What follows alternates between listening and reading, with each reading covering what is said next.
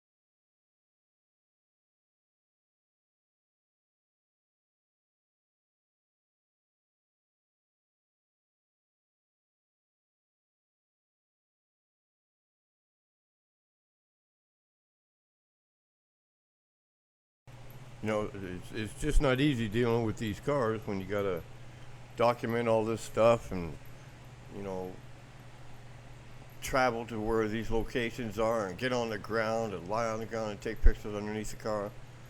There's another Superbird. I think this one was also part of the doctor's collection. I believe this was a 440 car. This was a 446 back 4-speed pistol grip shifter that I pulled out of a damn barn built inside of the side of a mountain. A big hole in the wing there because it sat beside a heater that he had put in there.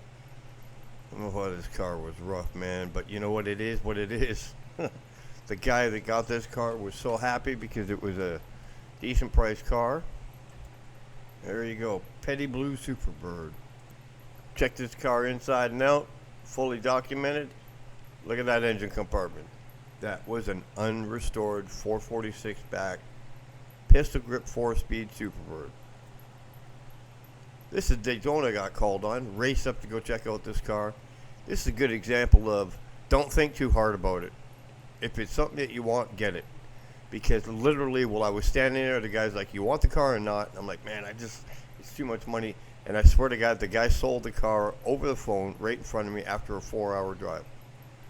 I just, you know, that's when I learned to start bringing money with me and stop being such a pussy. And, you know, if you want the car, just make the decision and just do it.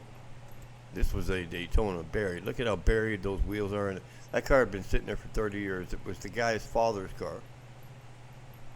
And he didn't want to sell it. Look at that Superbird sitting back there in his garage. I mean, some of these cars that I found, it was so heartbreaking just to see some of this stuff. There's that Daytona again. He told me don't even ask about it. It's not for sale. My dad said not to sell. It's a 440 Daytona. This was Big Willie Robinson's Daytona from Los Angeles.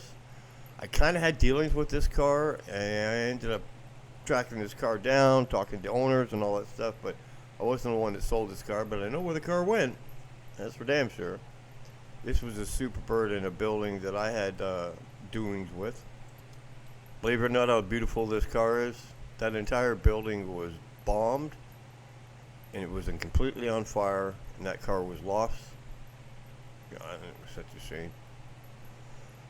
Lost 52 of some of the world's rarest cars in that fire. It was in one of the Mopar magazines. Here's another white Superbird. If I remember right, that was a 440 4-speed pistol grip shifter Superbird.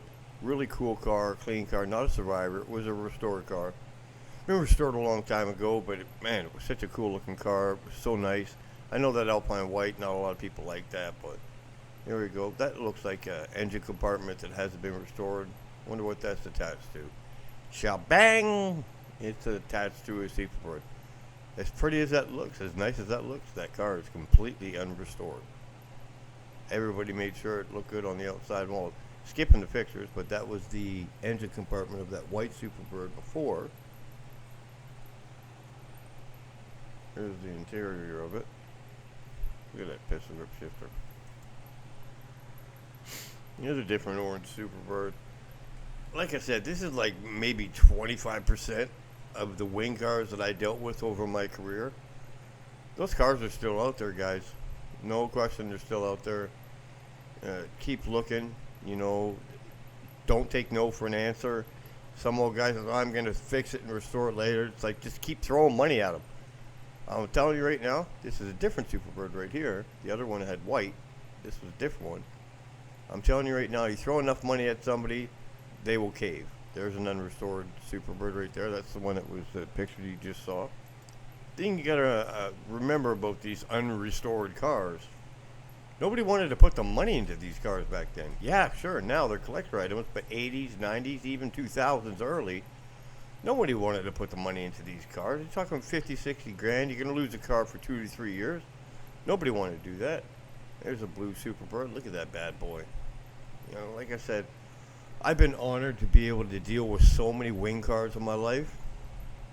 And I appreciated and respected all of them. But it's like, gosh, look at that engine compartment. That's so beautiful. For me, it was always about finding and documenting these cars in the place that they stood for the future. I knew 20, 25 years ago that I was going to do this. Yeah, 440, 4-speed pistol grip shifter. Look at that pistol grip shifter. Woo! Boy, when that was a bench seat and you got one of those in the knees, that sure as hell hurt. There's a black Plymouth Superbird. Nah, it's I don't know. Did they really make a black Superbird? I've never seen one. I got a model car of a black Daytona, but I've never seen a black Superbird. But this bad boy was pretty. Boy, that car was pretty. And if it was a factory black car, I don't remember, but I'll take it. 446 back, I'll take it. Give me that car. But I just don't think they made one of those cars. I see that glitter paint on there. I don't think they did it. Oh, there's Mr. Petty's signature right there. Oh, man, that is so cool. But it was all about the preservation. I knew I was going to do this later on in my life. Well, I knew it as a book. There was a white Superbird 446 back that I found in a garage. This whole world was around this Superbird. Did a great restoration on it. It was a really pretty car. Super solid underneath. Didn't look like a lot of metal work had been done on the car. And you know, you just got to appreciate all the number writing on the windshield there was he was hoping to take it to Carlisle. But you know, that's where we all take our cars, Carlisle, because that's a really big auction. I had a lot of fun there. Here's another Superbird. I believe this was a 446 back Superbird. I don't know, the color seemed a little weird. Maybe in the comments you guys can respond. I don't know if that's a factory color. It's definitely not petty blue, but it kind of looked like petty blue. Now here's the engine compartment of a sublime green 446 back Superbird. My whole career with Mopar started out with trying to find this car when it was rough in a field, rotting out, sitting on the ground. This guy found it, restored it. Here's another yellow. Here's a yellow Superbird here. Yeah, that one was in a building with 3 other Superbirds, and that was a pretty weird day for me looking at these cars because this guy had no idea what he actually had. All of his cars were completely unrestored, and although they look like they were restored, it's kind of hard to believe that that car was unrestored with how pretty it is, but it was unrestored. This was a 440 Superbird in Queens, New York. Can you believe the guy actually restored that car in that garage, 4 feet on the other side of that car? And he restored that entire car in the garage, and I'll tell you what, he did one hell of a job. The car was beautiful. I don't know how the hell he restored it in that garage. You know, he's got a 4-wheel on there, but it was actually a 446 back car. He changed it later. He sent me these different pictures. But I bought that car, pulled that car out of that building. Look at it. Look, no space. He restored that car in that building. I ended up delivering that car to a rich guy up north. Well, there's a 440 4-speed pistol grip shifter sitting on the ground there, just waiting to go in. The car wasn't quite finished yet, but I ended up selling it the way it was. And this is the infamous Sherry's toy. I tried finding this car for 2 days, and I finally got one picture over a fence. Thanks for coming by and checking out another Tales from the Bush. And please like, subscribe, and don't forget to contribute to Patreon if you can. Well, let me tell you, if you're a car collector, and especially if you're a Mopar fan, who gives a crap? If you get a chance to get your hands on the Superbird, you just do it. Looks like it was a factory Sublime Green car, which helps a lot, you know, 'cause that was a great color to have in the Superbird. But I'm not going to lie, this car was rough. I think it was a matter of, I really didn't know what to do with this car because he was asking a lot of money for this car, and for some reason the motor and transmission were just yanked out of it, but that was it. The car hadn't been touched after that. As you can see, everything's still there. I mean, we had our factory, non-factory cup holder right there, and of course the driver's seat bent up. This next Superbird here, I think it was, yeah, it was Superbird. This one right here, yeah, look at that 6-pack Coyote. I think what this was one of the Superbirds from the Doctor's collection. Yeah, there it is right there. This was out in, I think it took these pictures out in North Carolina. And that was a long week. This guy had 100 cars plus, and it was a long week. If I remember right, that Superbird was unrestored, and she was a beauty. It was a really nice looking car. I love taking pictures of it. As you can see, it's a nice, solid, straight car. Loved it.